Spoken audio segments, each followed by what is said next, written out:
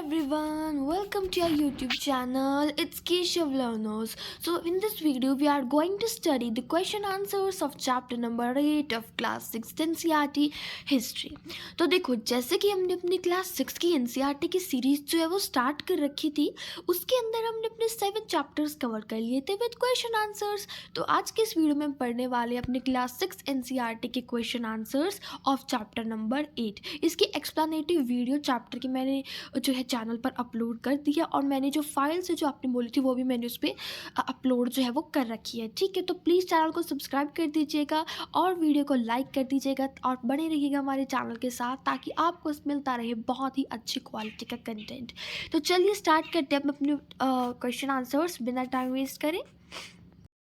हाँ जी, तो देखिए ये रहे हमारे क्वेश्चन आंसर. सबसे पहला क्वेश्चन है हमारे फिलिप से. सबसे पहले इन्होंने हमें कहा है कि एक ऐसा वर्ड बताना है हमें जो लैंड ओनर्स के लिए, मतलब जो जिनके पास ज़मीन होती थी, तमिल वाली साइड में उसे क्या बोला करते थे, तो उसे बोला करते थे वेला लार. ठीक है, ये रहे इसके आंसर्स. इसका आ जाएगा आंसर वेला लार. उसके बाद जो ग्राम भोजक होता था, अब देखो जो ग्राम भोजक होता था वो बेसिकली हेड होता था उसका विलेज का, हमने पढ़ा था. अब उसके पास बहुत सारी लैंड होती थी. अब उसकी लैंड कौन कल्टीवेट करता था, तो वो करते थे ऐसा कर्माकारा. ठीक है, ये जो है उनकी लैंड को कल्टीवेट किया करते थे. नेक्स्ट है हमारे पास जो प्लोमैन होते थे. अब जो प्लोमैन्स होते थे उन्हें तमिल में हम क्या कहते थे, उन्हें हम कहते थे उजावर. ये जो सारे के सारे मैं बता रही हूँ यहाँ पर, ये हमने सारे चैप्टर में पढ़े थे, जहाँ मैंने आपको बहुत अच्छे से वीडियो के अंदर ही लर्न कराने की कोशिश की थी, एंड आई होप कि आपको वो बहुत अच्छे से समझ भी आ गए थे. ठीक है, तो देखो नेक्स्ट है सम गृहपतिज. अब देखो जो कुछ गृहपतिज क्या होते हैं, वो स्मॉल लैंड ओनर्स भी होते थे. ठीक है, तो अब देखो सबसे पहले का आ जाएगा वेलालार, सेकंड क्या आएगा ऐसा कर्माकारा, थर्ड का है उजावर, एंड स्मॉल आएगा डी पार्ट का. ठीक है, तो ये रहे इसके आंसर्स. अब हम करते हैं क्वेश्चन आंसर्स. हाँ जी, तो देखिए फिलिप्स मैंने आपको करा दी. अब हम चलते हैं नेक्स्ट क्वेश्चन की तरफ. तो यहाँ हमें बताना है कि जो ग्राम भोजक होता है उसके बारे में हमें बताना है कि उसके फंक्शंस क्या हैं और तुम्हें क्यों लगता है कि वो पावरफुल है. तो देखो जो ग्राम भोजक होता है वो एक अथॉरिटी होती है जो कलेक्ट करती है टैक्सेस फार्मर से. जैसे एक विलेज का हेड होता है ग्राम भोजक, किंग बनाता है उससे, जिसके पास सबसे ज़्यादा ज़मीन होती थी, जो ग्राम भोजक है उसे बनाया जाता था. अभी क्या करता है, अब ये ग्राम भोजक क्या करता था, कई बार ये जज का फंक्शन भी परफॉर्म करता था. जैसे कई बार कुछ डिस्प्यूट हो जाता था, ये वहाँ पर जजमेंट भी करता था. कभी कभी पुलिस मैन भी जैसे बन जाता था एक तरह से. ठीक है, और ये क्या होता था, ये बिगेस्ट लैंड ओनर होता था. ठीक है, पूरे विलेज के अंदर, और उसके पास बहुत सारी पावर्स होती थी, इसीलिए इसे पावरफुल कहा जाता था पूरे विलेज के अंदर. नेक्स्ट है हमें कुछ क्राफ्ट पर्सनस की कुछ लिस्ट देनी है जो विलेजेस में भी प्रेजेंट होते हैं और सिटीज़ में भी प्रेजेंट होते हैं. अब जैसे कारपेंटर तो हमें विलेज में भी मिल जाएंगे, सिटीज़ में भी मिल जाएंगे. आयरन स्मिथ होते हैं जैसे. ठीक है, उसके बाद पोटर, वीवर.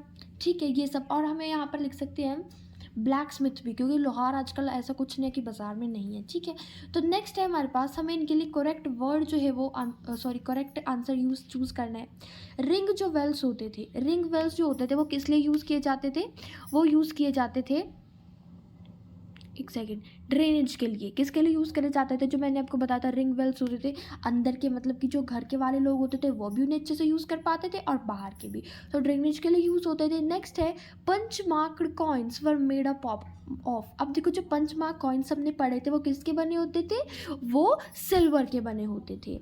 नेक्स्ट है मथुरा एक इम्पॉर्टेंट सेंटर था. क्यों था, क्योंकि वो एक रिलीजियस सेंटर था. मथुरा क्या था, एक इम्पॉर्टेंट रिलीजियस सेंटर था.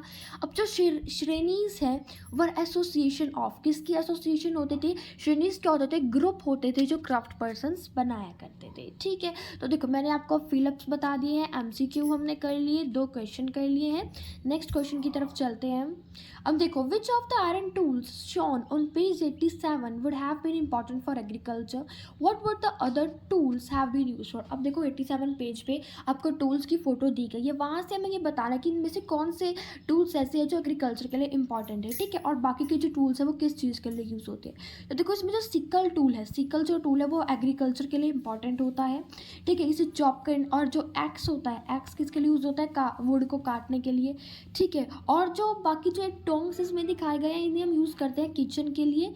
ठीक है, या फिर आयरन स्मिथ इन्हें यूज़ करता है, जैसे कि कुछ भी गर्म आग में से अगर कुछ गर्म करना है तो उसे इससे पकड़ कर, ठीक है। तो देखो 3 थे इसमें, सिकल एग्रीकल्चर के लिए, एक्स चॉप करने के लिए, वुड कॉट डॉग्स किचन या आयरन स्मिथ के लिए, एक होल्ड आइटम को होल्ड करने के लिए। नेक्स्ट है, हमें ड्रेनेज सिस्टम जो है वो कंपेयर करना है अपनी लोकेलिटी का और जो सिटीज़ है इसके अंदर जो मेंशन की गई है, हमें उसकी सिमिलैरिटीज़ लिखनी है।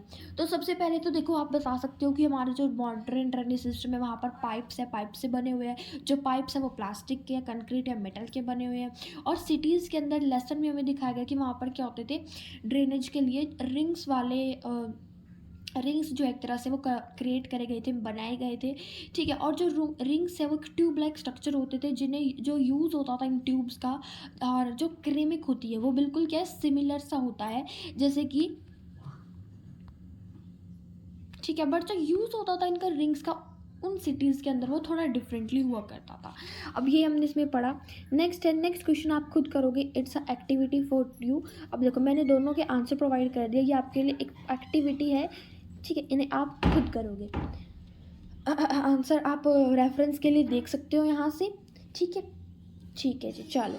अब देखो आई होप कि आपको जो है ये समझ आई होगी, तो प्लीज़ चैनल को सब्सक्राइब कीजिएगा और वीडियो को लाइक ज़रूर कीजिएगा। तब तक के लिए स्टे ट्यून्ड, बाय बाय।